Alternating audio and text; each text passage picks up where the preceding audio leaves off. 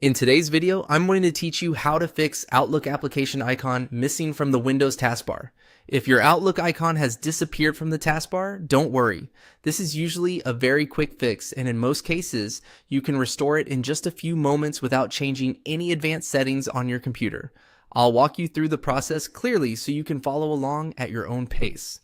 To begin, press the Windows key on your keyboard. This opens the Start menu and also lets you search for apps installed on your computer. If you're not used to using the Windows key, it's usually located near the bottom left corner of the keyboard, often between the Control and Alt keys. Pressing it once is enough.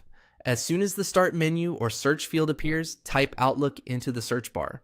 Make sure you spell it correctly so Windows can find the app quickly. As you type, you should see Outlook appear in the search results.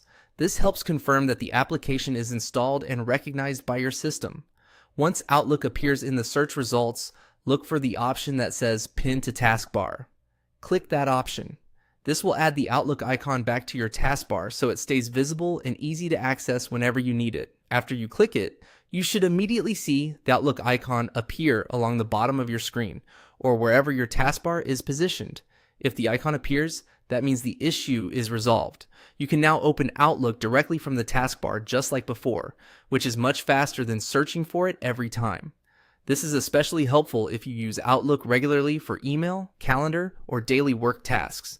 If you don't see the Pin to Taskbar option right away, make sure you have selected the correct Outlook app from the search results and not a file, shortcut, or web result.